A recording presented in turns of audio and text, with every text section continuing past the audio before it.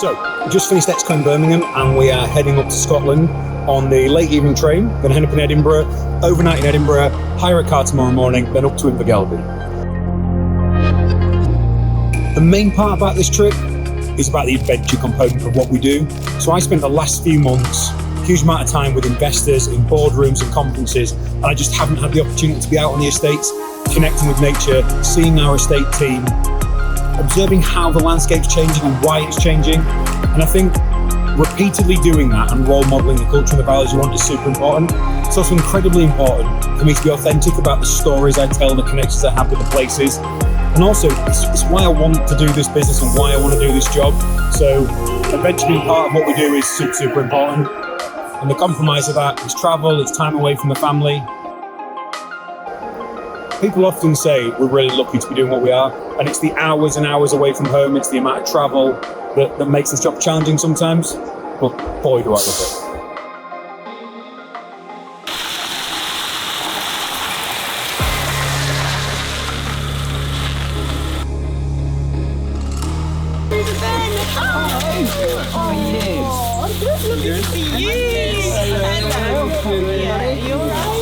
Very good, thank you. Hello, James. How are you doing? Good.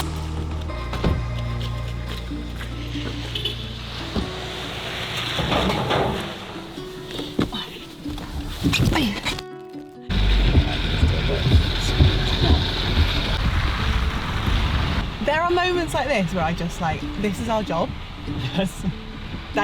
This is what we get to do for work, explore these ridiculously cool places where other people dream to. Bit nuts. Yeah. He's like the guy. Well, the other one. Oh, sorry. The other one was cold. And hopefully that should be coming through later this week. It would be nice to still stick to going out in 2 weeks' time, but again, I'll put some time frames around that for you guys and forward that through. Guys, come here. Look at that hillside. My favourite thing about visiting Invergelby is the autumn. The reds, the golds, the greens, and it's better wet. What's yours? Have you picked one yet? I think autumn is a strong front runner, just because you see the colours change, you see the greens go from, depths of greens right through golds and yellows and oranges. The midges aren't getting me, which is a major bonus now. And currently it's kind of unusually mild as well, which means you can come out in this, we're in the rain, but it's not freezing. It's still epically beautiful with the low-hanging cloud. When I think about Scotland, ecologically, socially, culturally, it's that.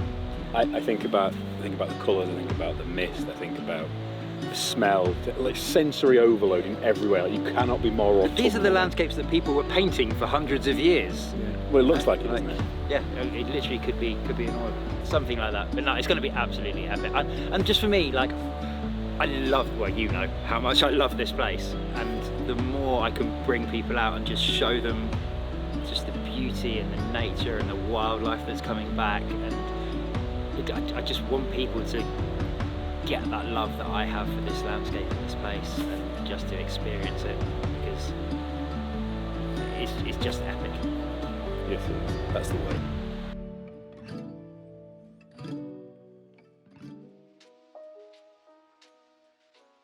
As the bill reads as passed, will it achieve what it sought to do? That's an easy one. That's an easy one. Absolutely not. There's a much more visible process in relation to selling land. The bill says that if you take steps to sell any land, the first person you have to phone now is the government. And the Scottish Government have turned themselves into the world's biggest estate agency. 50% of Scotland's land is owned by 420 odd people, I think, like the latest count was. Some of that land management side of things, people are doing it already, and it's a communication piece as much as anything else. It's formalising what's already happening. Whole wave of other OC like natural capital asset managers and developers could have helped to support a real asset class that Scotland could have been the leading in this. Crash on themselves, in my opinion. I wasn't allowed to do that, right? I know. You literally told me I couldn't run. But it's both a positive for us that we can say, hey, look what's here, but what a shame that I think it will cause some friction in future investment of what that could look like. We're here to help. and I know these guys feel the same. We want a thriving, vibrant, energetic, nature-positive Scotland, and we've got expertise and land and the ability to trial things and demonstrate things and share things. Whatever we have, it's yours. If you're out there and you want to be part of this solution, get in touch. We'd love to help. Gentlemen, thank you so much for the time. I adored that education from both of you. Thank you. Thank you for having us. One of the massive privileges in what I do is the people I get to meet and learn from. And we've just finished recording a podcast up here with Don, a leading Scottish land lawyer, and Crawford, who's a land agent all across Scotland, has helped us with each of our acquisitions north of the border. And for more than 2 hours, we sat down and debated and discussed what land reform really means, how it's going to impact people, what it's going to make harder, easier, and trying to find the opportunities in that. And it's really rare and really precious you get those opportunities. Don actually asked me Crawford did through the podcast, 20 years ago when the first big steps were taken in land reform, would I have thought we'd have been sat in our estate in Scotland, one of them, and really debating what the future of land looked like? No, not at all. OC wasn't even a dream at that point. So I think the overall summary I would have from it is this too will pass. Things will move on. The way we view land will change and adapt. Just hope. I hope it does so, doing the right things for people and wildlife as well. And the big risk of the land reform policy is actually all the things it said it set out to do, it's actually going to make harder. Because what I've loved throughout the last few years of OC is how collaborative the environment sector's become.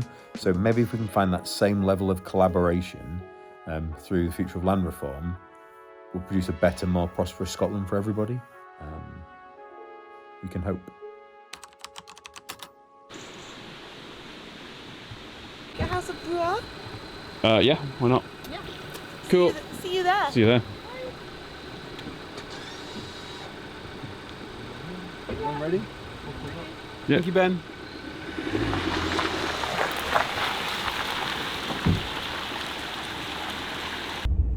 Hello team, look at this incredible sky coming out of Invergildy.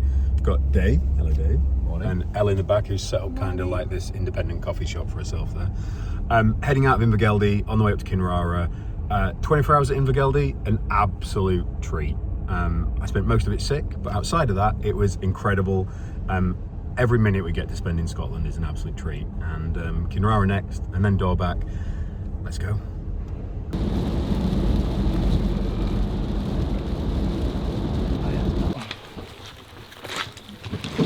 It's a bit cold and wet. If anyone's not having a good time, we're doing something wrong, so we'll just step back, we'll take it easy, we'll relax. Anyone's not having a good time, screaming, we'll go faster. Yes.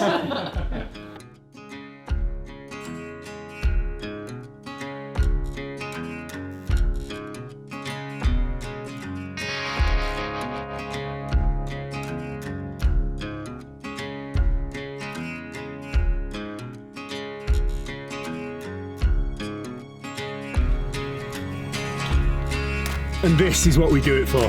That was incredible. But worse. Are you having fun? Excellent fun. She didn't want to go in the car to start with. Was any of that a bit rocky, or was that alright? That was excellent. Really good. Is it also the rocks make it more fun? Slip and slide. Ben, you're never in this. Do you want to see the actual person that does the behind the scenes of all of this work? Behind the camera in front.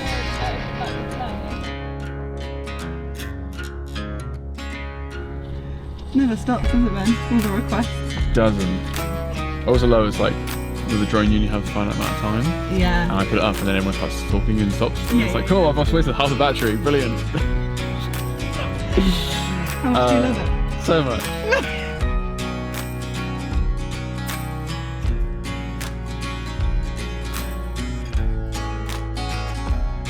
Dave, who have you just run into? Who have I just run into? Oh, so we just met up with Tiger and Paige from Tree Story. They've been up looking at where they're going to be doing the planting for phase 2B now that we've got the fences up. And we've also got the peatland restoration going up on the hillside, so we've got excavators up there, so we're all going to be nice and slow and careful. It's good fun. So super exciting. Dave's just having a chat with their lead on site about accessibility, having a conversation about the weather, making sure people are doing the right thing patiently, because With everything we do in an environment like this, health, safety, well-being is the most important thing. Yes, we need to restore the environment. Yes, we need to create space for nature, but people going home healthy, happy and safe is the most important thing. A fun bit of making vlogs is making sure all the right equipment's done, ready to go, and trying not to interfere with what's actually going on. But now everyone's waiting for me, so that's not good.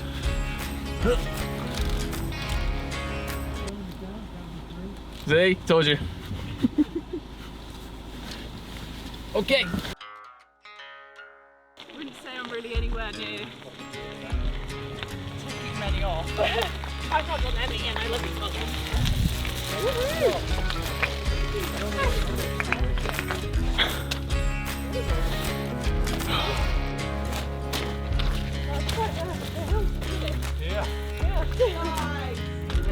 Nice!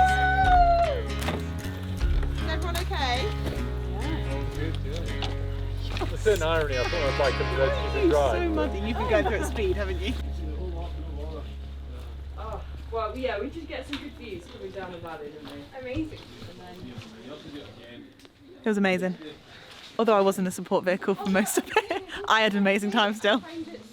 And if you look up on the hill, the skill it takes to move material, the massive excavator like that is incredible. You're moving small amounts of earth, you're creating natural dams, you're resurfacing the to create pools of water so that sphagnum moss can naturally restore. It's incredible. Excavator up there because you need power to be able to do that safely, but in such a way that we've got low pressure machinery, wide plastic tracks, you can get onto the hillside with the minimum disturbance as possible. It's mad that some people, they don't realise the amount of effort and impact you have to deliver the positive impact as well. He's totally listening to Taylor Swift in there, isn't he? Nice to see you. Yes, you well. Hi. Hello. What do you Thank you for coming. What do you think of it? I'm relaxed about it. I mean, but walking is going to work for everybody, is it? Yeah. Yeah. See what you're planning to do with it. Yeah. In terms of on the ground specifics, Dave, do you want to tag in? And there's a lot of ground truthing and a lot of on the ground surveys that hasn't been done. Silhouette. We've been able to support them with any information that we have. I'm happy to talk. Have you ever met Tom? No, but I am and whisper it, I am actually one of them. Some trees, Ben. Bigger and better connected. Because we want people in the environment, not out of it. Right. Is what's important. So it's why whenever we come, we try and get out on the mountain bikes, we try and walk. A lot of the team run the estates. Too many of the decisions and views and ideas about the future of nature are taken in boardrooms, not on hills and in rivers and on the walk. So we just try and give it context. That's why the walk's so important. He said this 2-3 years ago. The UK has the potential to make the IP that we have the next great export. Now, I think the physical composition of Scotland for renewable energy, for woodland creation, for peatland restoration gives you that bedrock, but it is the IP, it's the expertise, it's the skills, it's the role of the One of our neighbours at Invergeldy is Edinburgh University, who bought the estate as a living laboratory. So if Scotland aspires to do that, it can lead the world in the intellectual, in the data, the tools and the techniques. Hello, you wonderful people. Thank you for staying with us for this far through the vlog. When we were thinking about posting this, we realised the one question we hadn't answered.